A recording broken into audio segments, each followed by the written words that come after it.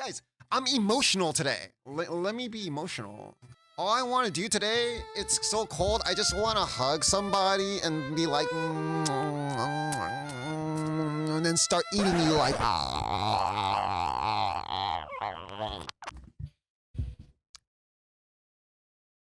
Cute. Thanks.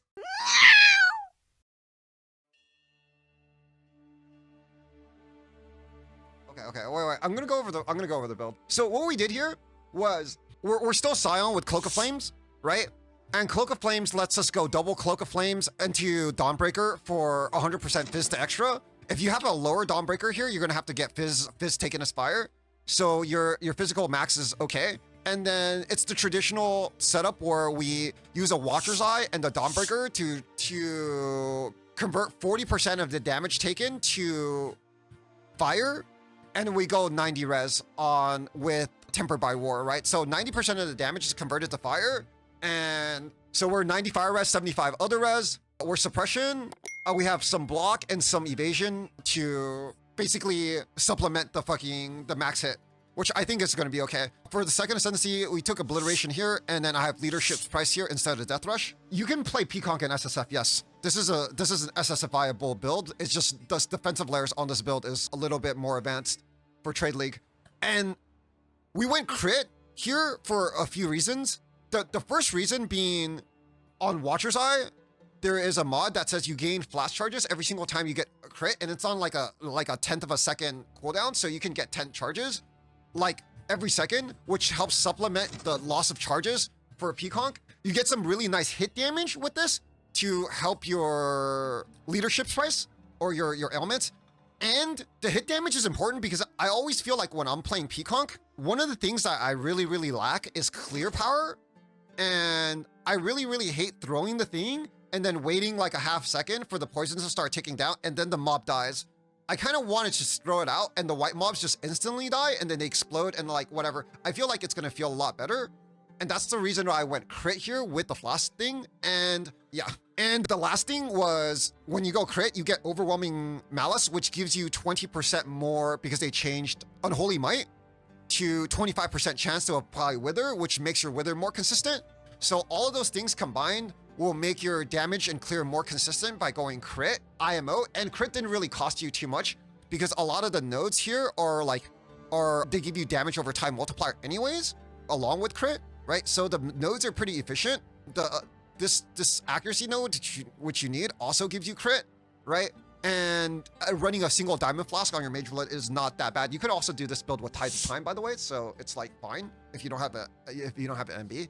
And the rest of the build is just, you know, the same old follow through with a chain node, right? And that's basically it. That's what we're doing. I got the build up to like 40 million damage, and you can see that like 5 million of that damage is actually hit damage, right? Or 4.2 million of that damage is actually hit damage, which is very important in the build, I think, because having hit damage actually like lets you leech with your instant leech, and it lets you like clear trash like really efficiently.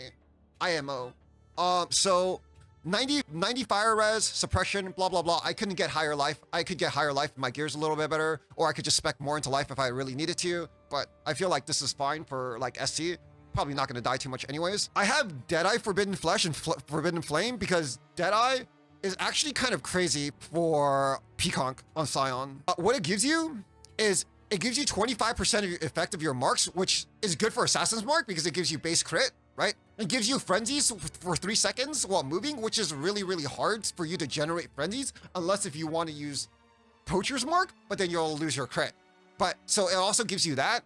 It gives you additional projectile, which is about like 8% of your damage, and it gives you Tailwind, which is about it's 8% action speed, right? So all of those things added up is like, I don't know, like 20 to 23, like 20 to 28% more damage. No, it's more than that. Frenzies alone is like 15%, right?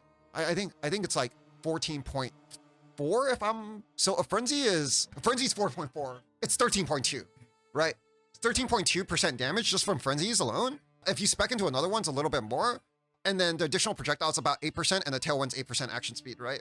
And the effect of marks is probably, let me see what it is. It's only a little bit. It's pretty good for hit damage, right?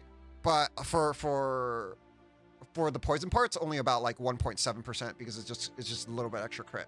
It's still like not a dead mod, so I think it's okay. I think I put everything together for decently cheap. I already had the Mageblood though, but I think you could use Tides of Time here and it's just fine. Honestly, like whoever leak started this build had to have a pretty smooth leak start, right? Because I feel like it has big defense and it does enough damage and it has good enough clear for like leak start like content.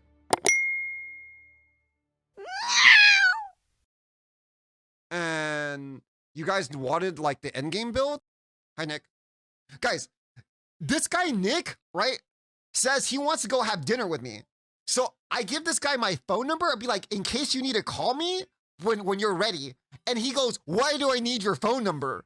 Like, bro, you need to call people when you gotta go out with them sometimes. And he looked at me like I'm some sort of like psychopath. Like I'm trying to like get his phone number so I can start calling him in the middle of the night or something. You think I'm gonna pick up a Discord call on my phone? Is Rue gay? How do we go from I'm trying to give Nick my phone number to is Rue gay? How does this conversation like happen?